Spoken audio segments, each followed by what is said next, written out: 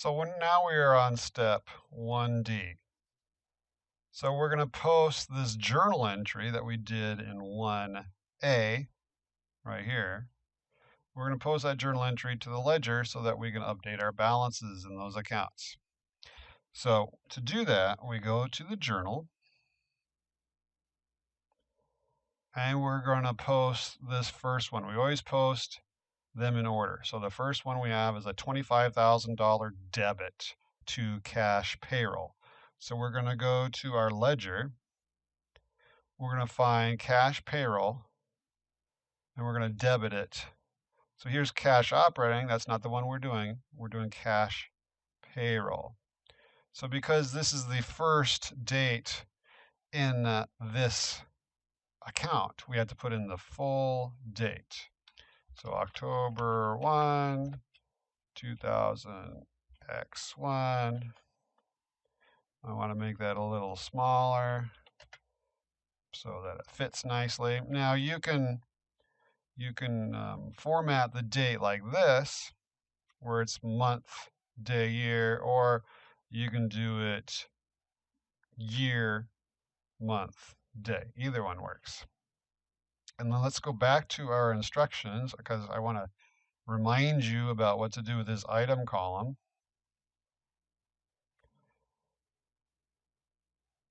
So here's my note.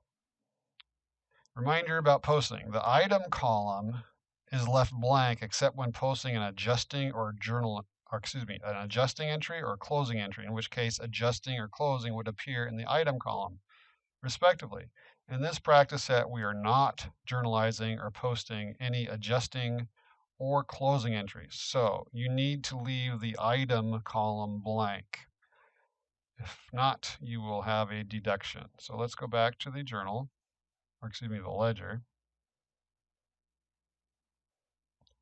Here's my ledger. So we're going to leave that blank. Now PR, this is a posting reference. This means where did this transaction come from? Well, it came from the general journal, so that's JG. And which page of the general journal did it come from? It came from page 1. So we're going to put GJ1 in the ledger. GJ1, because it came from the general journal, page 1. And let's go back there. And we said it was a $25,000 debit. So we're going to debit this account, $25,000. And so what's the new balance? Well, notice there's no prior line. So the balance before this was 0. So we are debiting a cash account, and a debit to a cash account means it's going up. So our new balance is $25,000. Now we're not done yet. We have to go back to the general journal, and we need to let us and anyone else reading this journal know that this $25,000 has been posted. So this PR stands for posting reference. So we need to say, what account number did we post that to? Go back to our ledger. The account number was account 111. So we put 111. So now we're done posting this. So now we can move on to posting to cash operating. We have a $25,000 credit. So let's go back to the ledger. We're going to look for cash operating, $25,000 credit. So before I forget, I'm going to put in the $25,000 credit. So you need to go back in here and put the date. The date was, remember, October 1st. So we've already got the year up here. So don't put the year again. That's an error. You put October 1st. We leave the item blank.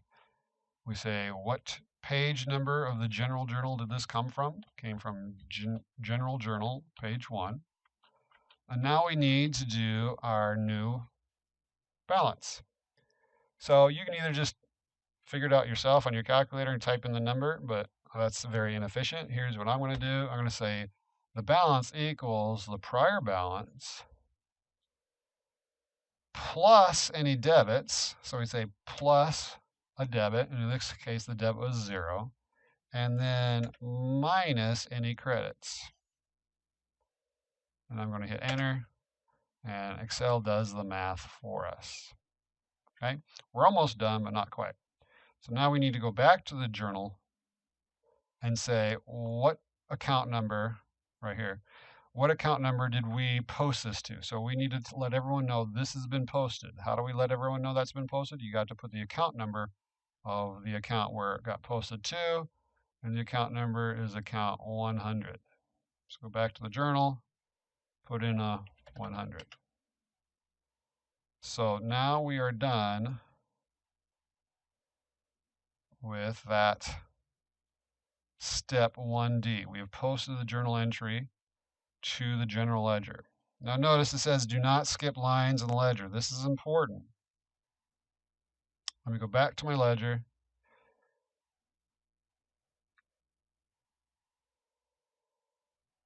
So notice when I posted the next transaction in the ledger, you do not leave a blank line.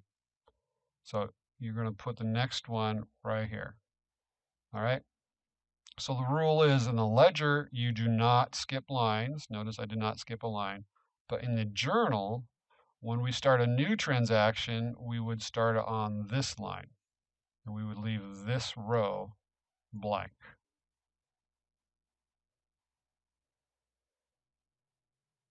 So in the next video, we'll do the next step, which is October 10th. We're going to start working on a payroll register.